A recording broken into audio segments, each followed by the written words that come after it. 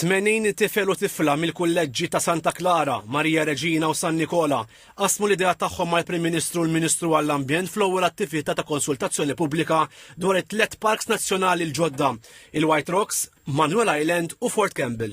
L-istudenti kellhom l-opportunità li jkunu l-ewwel individwi li jaqsmu l-aspirazzjonijiet tagħhom għal Park Nazzjonali fil-White Rocks li huwa post mifrux fuq medda ta' 369,000 metru kwadru. Nixtieq nara aktar affarijiet ta' natura bħal siġar, pjanti, fjuri, u nixtieq li n-nies ta' madwarna jkollhom naqra iktar rispett ħalli ma jkollniex ħmieġ fejn ngħixu fih u aħna tfal nkunu iktar nistgħu nieħdu gost u naraw l-affarijiet ġodda.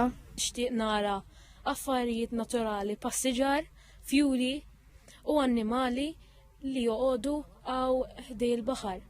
Nixtieq li wkoll nirranġaw dan il-bini li hawn ħalli nagħmluh xi mużew jew fejn nitalmu fuq l-annimali u l-planti.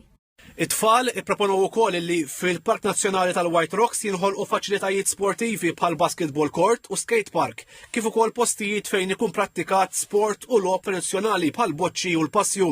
Intqal il-Park Nazzjonali fil-White Rocks għandu jinkludi żoni dedikati għat-tfal bl-awtiżmu u aċċessibilità xierqa għal persuni b'diżabilità. Studenti oħrajn semmew il-bżonn li l-White Rocks ikollu faċilitajiet għal picnics u żoni għall-annimali domestiċi, il-konservazzjoni tal-flora u l-fauna, il-ħarsien ta' insetti u pjanti indiġeni, proġett agrikolu għad kabbir ta' ħaxix frisk u mużewijiet ta' kultura fil-binjiet eżistenti. Il-Prim Ministru Robert Abela qal li il-Gvern se jtira sejħa pubblika għall-iżvilupp tal-White Rocks sabiex minflok isir Park Nazzjonali għan-nies.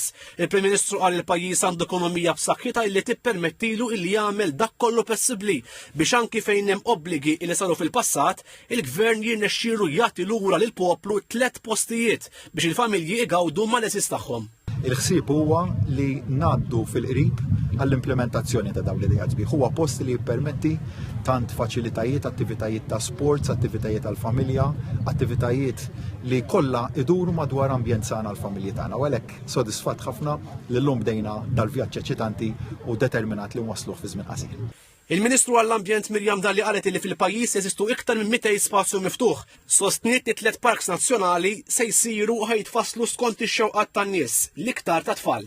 U biex nisimgħu l-idejat ta' kulħadd, tellaqna wkoll il-pjattaforma parks.malta.mt fejn in-nies jistgħu jidħlu, jagħtu l-idejat tagħhom fejn jistgħu daħlu dokumenti b'idejat differenti.